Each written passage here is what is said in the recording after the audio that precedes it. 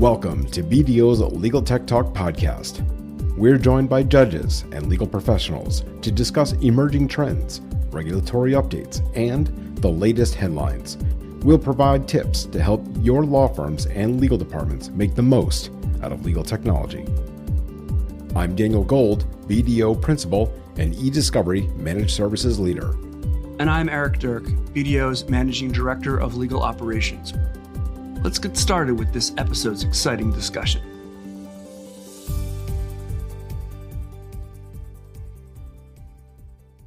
And welcome back to another BDO Legal Tech Talk podcast episode. We are here live at the Running Legal Like a Business conference. We're very excited about being here, and we're particularly excited because right now we are meeting with Sandy McDonnell, who does legal operations over at DocuSign. Sandy, thank you so much for being here. Welcome to the program. Thank you so much for having me. Great to be here. So why don't you start off by telling us a little bit about who you are and your background, and what does that mean that you do legal operations at a company that's so well known as a CLM or a contract management tool? Been at DocuSign for about 4 years now. Been in legal ops for most of my career, other than what I like to call the scenic detour over to product marketing. So I did that for about 2.5 years. But otherwise, I've been in the legal ops community for well over a decade now. Started out my journey at NetApp, where I met the wonderful Connie Brenton, which is why I'm here today. It's once you're in her ecosystem, you just never leave. But I'm very grateful to her for introducing me to legal operations and this amazing field that I so enjoy today. At DocuSign, my team does kind of all core legal operations type work. So whether that's managing our vendors, our billing, managing our metrics program, knowledge management, training our team members on everything from how to use the billing software to all the AI technology that's coming out today. We do kind of all that core work. And then the other part of our work that's really unique to DocuSign is we spend a lot of time doing DocuSign at DocuSign. So that's really about using our own products in-house, providing feedback to the product team about what we like about the product, what we don't like about the product, what could be better, how we could really help the legal team adopt more of our technology. And that's one of my favorite parts of the job, is getting to work with the product team and really influence the direction that our DocuSign IAM product is going in. So that's the unique part about my legal ops role that is definitely atypical, but probably the most fun part of my job. It's a really unique position because when you get a chance to do legal ops for a provider, a tech provider in the legal space, you probably have a ton of unique insights that you wouldn't otherwise get just working for a company that's trying to just sell legal tech. So tell us about some of the things that you've learned over time using your tools and getting lawyers and maybe legal teams to use them in better context. Let's set aside feature and functionality, and let's say it's the best in class there is, but how do you go through a routine to actually help your legal teams understand there's better ways to work? Tell us maybe some of the strategies and some of the metrics that you guys think about when you're implementing. Yeah, absolutely. So, change management, I think, is the hardest part of the job. You can build the most beautiful workflow, you can have the best technology out there, but if people don't use it, then you haven't done the job, right? So I have a couple of strategies. One is really understanding what the pain points are that the legal team members are experiencing. So if you can really understand what is their primary pain point, like you might think that they need better redlining software. You just in your head have that in mind. And then you go talk to them and they're like, actually, the hardest part of the job is just getting the sales team to email me the request instead of Slack me and call me. So we get feedback like that, but really digging into what is the pain point and then solving for that pain point. So that's one of my best tips. And then the other one is finding some champions. So it is far more effective if I can get one or two kind of champions within different parts of the legal teams. Let's say the commercial legal team. I have my best buddy over there, Peter. And if I can get him on board with whatever it is that I want to roll out, he can then be a champion for the rest of the commercial legal team. And that's just been so much more effective than me going in there and being like, I built this new thing. You're going to love it. New technology. I just paid a bunch of money for it. It's going to be the best thing since sliced bread. That's not how it works, right? It's like getting a couple champions to be kind of those early beta testers, help build the product or tool or functionality or whatever with you. And then they go and they be the evangelist for you. And you're also doing what is required, what's necessary within almost every single legal department, and that is, and also in law firms, and that is you need to be able to have someone who's going to champion your efforts. It's almost as if, you guys are going through what I think everyone needs to go through, which is the entire life cycle of what the buying life cycle is like. It's almost as if you all, and maybe you already do this, evangelize outwardly to the market that, look, we really do understand what it's like to go through this process. And this is definitely not a commercial for DocuSign, but it sounds like what you're doing is saying, okay, let's augment, let's modify, let's test it, let's figure out where the quirks are, and let's figure out who the real users are. And then from understanding all of that, then we can go ahead and change things up a bit. Mm-hmm. But you really do sort of live through this whole product life cycle, it sounds like. Is that right? Yeah. We call ourselves customer zero. So we get a lot of the kind of tools and new features before it goes out even for a beta test. So we test things. We're part of that really kind of early product development life cycle before it goes out to beta. So the product team might make some changes before they even send it out to beta with customers, and then make some more changes before it goes out into kind of GA. But the other really cool thing that our legal team has just started doing is what we call the legal education series. And we actually sit down with the product team on a weekly basis and spend an hour just talking about some aspect of legal. The other day, we spent an hour talking about hyperlinks in master services agreements. And this concept was like, just totally blew the product team's mind. They'd never thought about what happens when you have an embedded hyperlink in a contract, right? So we get down into those things that you think, how could you possibly talk about that for an hour? But wow, it's like way more complex when you actually dive into it. And I think that's been really cool because that's even kind of before product has even rolled out kind of an alpha or a pre-beta kind of thing for us to play with. We're really providing the feedback of, this is how we actually do things. These are our real pain points. Now build something to fix that, solve it. It will be broadly useful for the rest of the market out there. So that part's been really, really fun. Yeah, it's taking tactics and kind of turning them into like general strategies. So how do you, besides the evangelist idea and the champion idea, which is awesome, how do you like demonstrate continuous value through the tools and the practices that you're trying to build? Are you using metrics? Are you using just try it, you'll like it? How are you actually demonstrating and building that trust that is so hard to get with a lawyer? And once you have it, you got to keep it. And how do you do that? Yeah, no, I think measuring is super difficult, but we absolutely do it because how else do we know if we've been successful? So a couple of different ways we go about that. One is, I'm thinking of a use case most recently, which is AI-assisted review, our functionality around that. We've recently rolled that out as part of our product suite, and our teams say that they save kind of like at least 15 minutes per NDA review, 30 minutes to an hour per master service agreement using that kind of tool. And that's a great story for us to go out and tell the market that our teams have now saved time. That time that they used to spend reviewing, redlining contracts, because AI is now helping them do that. Another example that I love to give is that we used to have a person on my team who spent a huge chunk of his time reviewing and validating metadata on contracts.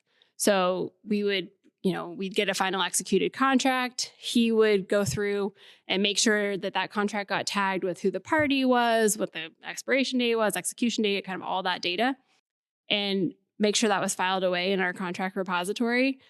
I now don't have a person on my team doing that anymore because we have Navigator, which is our AI-enabled repository that extracts all that metadata automatically. So I no longer have someone on my team doing that because I have a really high level of confidence that the data that's extracted is accurate, above 90% accuracy. So I've freed up a good chunk of this resource's time to not do that anymore, to go work on other things. So those are a couple of the metrics. Another example is our commercial legal team used to be almost twice as large as it is today. And we're not doing less volume. So the volume has not decreased. We just have fewer people that are able to support similar volume of contracts because of some of the tools like AI assisted review, freeing up a lot of their time.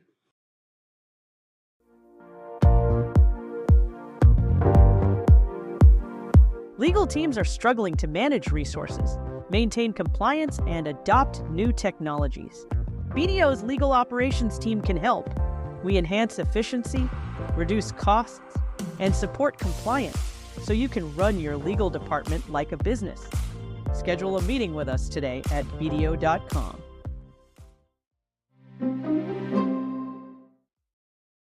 All right, so you guys are ahead of the game when it comes to adoption in a specific use case for AI use case, which is the CLM. So where we are hearing the market is today is people are afraid.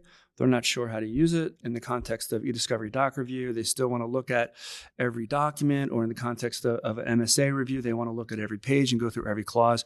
You guys have kind of jumped ahead. And you've built some trust with this technology, so lawyers are not thinking that my job is on the line if I don't look at every clause and make sure it's perfect in the jurisdiction and the context that I need. So is that something that was implicit because you're an employee of a company that builds legal technology, or what was the incentive to make that jump? Because I can tell you many companies, even the tech companies that we work with, don't have that level of advancement, and that's a process level advancement. How did that unfold? Yeah, it's a mixed bag. I wouldn't say every single person on the legal team is fully sold that AI is, going to solve all their problems. But I think it does help that we work at a company that truly has embraced AI, incorporated into our product. Perhaps the trust is more from, that we have built over time a level of confidence in using the tools, and that they've seen the progression of, the first time they tested the AI wasn't that great, to be honest. This is a while ago before we launched it to customers, but they were really involved in that testing process. So, we had our lawyers in there reviewing the AI output. It was pretty bad at first. Then they reviewed the next iteration. It was a lot better. Then it got a lot better. So I think it's really building trust over time. But because they've been along on that journey of watching the product grow, I think that's really helped with building the trust. I'd say outside of the contract space, it's, probably a little bit more mixed in terms of our adoption. I think people are finding great kind of day-to-day productivity gains. They pop something in to have it summarized. They're dropping a bunch of documents into Notebook LM and seeing what gets spit out. But it's fairly ad hoc adoption across the team at this point.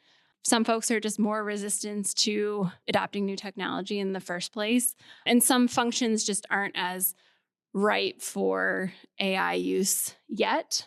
So like our employment legal team, they're not quite ready to dump everything that they've got into AI. That data is sensitive. They're definitely concerned about that. Our commercial legal team, a little more open to it. Our product legal team is like, get me more AI. I cannot get enough. But they just tend to be the folks who are like wired that way, right? They're like very forward looking. They're always thinking about what's next in the product space. So those folks are totally on board, and they've been the most fun to work with. What are some of the lessons that you can help other companies learn that you have learned? I feel like there's a lot that you could teach other companies who are struggling to try to do various levels of adoption, whether it's change management or whether it is AI adoption, whatever it might be. Just listening to you speak in the last 14 minutes, what I hear loud and clear is that there are some lessons that you could teach other companies who are struggling to try to be able to figure this out. So how could you transpose this success that you've had at DocuSign to other companies? I'll go back to some of the concepts maybe that I've mentioned and extrapolate them out, which is, if you could think about really identifying the pain points that someone on the legal team is experiencing, and then you come with that solution, like doing a lot of listening, I think is super important, right? So going around talking to people, really understanding what is it about their job that's so hard. Legal operations folks I think of us as like problem solvers, or at least I certainly think of myself that way. Like I identify the problem, but I don't just identify it and point it out over there. I actually go solve it. But that requires a lot of listening. So going around, talking to a lot of people, really understanding what those pain points are, and then, starting with just something. And so that's really stuck with me over the decade plus. So that's certainly a concept that I would extrapolate out. And then the other one that I also mentioned earlier, but I think is so key is really finding some champions outside of just legal operations. So you have to have a champion over in the commercial legal team and a champion in the privacy team and a champion in the employment legal team who are all going to partner with you. And I've tried to do that formally where I've created like a legal ops working group. And I'm like, okay, I'll pull in all these people and they're going to be so helpful. We're going to have this group and everyone's going to meet regularly. And I personally didn't find that very effective. And so I've taken more of the approach of building those relationships kind of with these individuals, pulling them in to partner with me on products, and then kind of sending them back to their organization, like, go be the champion for this change, right? Here's the new process. Here's the new way we're going to do things. Okay, now you go tell your team about it. And I've found those two kind of techniques to be really, really effective. One last question for you. This has been so great listening to you here. You've mentioned Connie a couple of times. And as I said, we're here live at the Running Legal Like a Business conference. There is this, and I believe very strongly about this, there is this beauty to coming to these conferences and accumulating all of this knowledge. And I love that because I feel like those that attend a conference have a responsibility to give back and to give the gift of knowledge. So I'm hoping that you could talk just for a moment about why you think, Connie and Jeff, who run legalops.com, Running Legal Like a Business conference, why you like this conference so much, and what are some of those gifts of knowledge that you're hoping to accumulate and give back to DocuSign when you head back? To me, they've done such a great job of building a community. And that is what makes all the difference at this conference. So I come here, I see lots of people I know. I, of course, meet new people like the two of you, which is so wonderful. But a lot of it is building this community that extends far beyond just this event. So sometimes you go to a conference, you learn a bunch of things, you see a bunch of people, you go off about your life and life goes on, you never think about it again. What is really unique about this conference is because of the emphasis on community and relationships, you walk away with a number of new contacts that are going to be there for you in 2 weeks when you have another question about, a challenge that you've run into that you didn't know about 2 weeks ago. And so to me, that has been the huge value is it's not even about just what I learned today or tomorrow or this week. It's about the relationships and the people that I now know that I'm going to learn from in 2 weeks, in a year, then be able to pick up the phone and call and say, hey, my GC just came up with this wild idea to do XYZ thing. Have you done this before? Or like I could text someone and say, I'm planning a leadership offsite next week. I need a great icebreaker. Like it could be a silly thing like that. To me, that's really the biggest takeaway from these events. And it's not even so much what did I learn sitting in a session, although they do such an amazing job putting together content. Definitely kudos to particularly Jeff, who spends a lot of time really curating some amazing content. That is a huge part of it. But to me, it's even more so the community that you take with you once you leave this event. Sandy, thanks so much for joining us here today. Great to be here. Thank you.